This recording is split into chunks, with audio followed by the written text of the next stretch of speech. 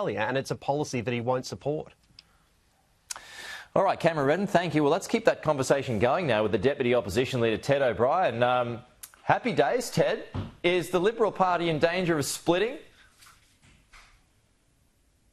Good morning, Pete. Great to be with you and your listeners. No, I don't think so at all. And as you well know, and I think we've spoken about this before, we are proudly the party of freedom, and that includes freedom of speech. And the only way you get to good policy conclusions is where you do have party members, including members of Parliament, speaking their mind. We've got enormous depth of talent. People do speak their mind, and I think that's a healthy thing. How do you sell your policy, though, your key policy of net zero, if you've got people like McLaughlin who actually don't believe it? Oh, look, we've only just settled the policy last weekend, and so it's early days. And I have to say, Susan, Dantin and others are out there every single day this week starting to sell. And I think the primary message really is that we are focused on one key thing here, and that is affordable energy. And Pete, I don't think it matters where you are in Australia. I don't think it matters your demographic. You know that prices are out of control. Labor has made a complete and utter mess of the energy system. And we are coming forward saying we are going to prioritise above all else affordable energy. I think that will resonate with the Australian people because they are feeling it every single day and they're feeling it in the hip pocket. There is this malaise, though, within the Liberal Party, and it's not a new thing, Ted, and it's not just at a federal level. You saw what happened in Victoria yesterday. It's got a new leader. There are leadership rumblings in New South Wales as well. I mean, is the party now fighting for its survival? Peter, I wouldn't say so, although I am happy to see refreshed leadership in Victoria there, and I think Jess will do a wonderful job. And I take my hat off to Brad Batten, by the way, who not just did a good job, but the fact that their parliamentary party is united. They are resetting the agenda. I think that's a good thing, and it sends a very powerful message to the people of Victoria who are in the need of a change of government, that they do have a united, competent team in the Liberal Party of Victoria, and they want to see the change. At the federal level, under Susan's leadership, we are also resetting the policy agenda. And we've seen that this week when it comes to climate and energy. We've made it very clear that the next cab off the rank is immigration. So we are resetting our agenda so that we can take a compelling proposition to the Australian people at the next federal election.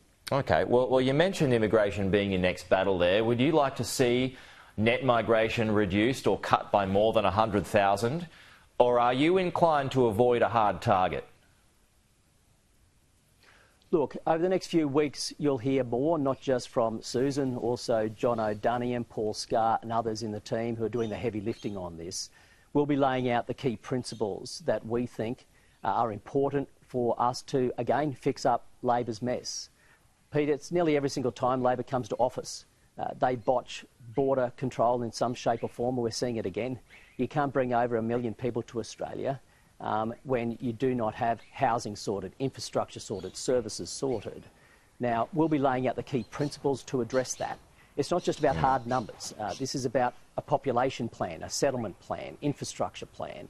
We're taking a holistic and strategic approach to this because I think Australians deserve nothing less. Yet, historically, unemployment remains quite low. We need the workers out here. We need the migrants. So how are you going to argue against that if you're making these large cuts? John O'Donian saying yesterday that 100,000 sounded about right. Well, I think your question is a good one, Pete, because it goes to one thing that nobody should be doing. Nobody should be blaming migrants. Nobody should be undermining the importance of us having skilled migrants in this country.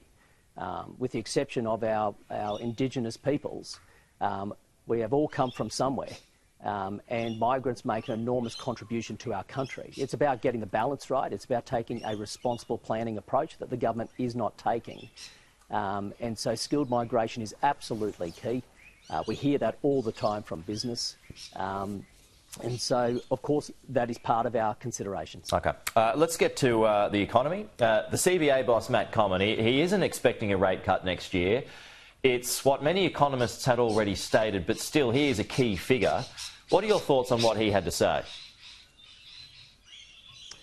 I think what the Commonwealth Bank boss there has done is really spoken the truth from his bank's perspective, made it clear to Australian mortgage holders that they can't be expecting relief next year.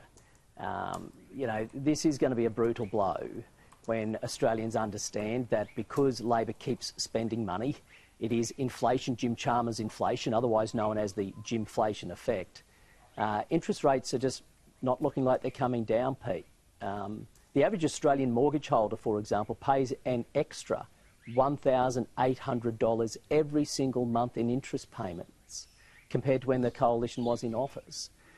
This is what happens when you have a government that cannot stop spending money. It keeps inflation higher for longer, and therefore the RBA is unable to reduce the cash rate, and banks like the CBA are unable to reduce interest rates for their customers. That is all true, and we'll see where that all ends up. But Ted O'Brien, it's always good to have you with us, so thank you for your time. To some developing news, tropical cyclone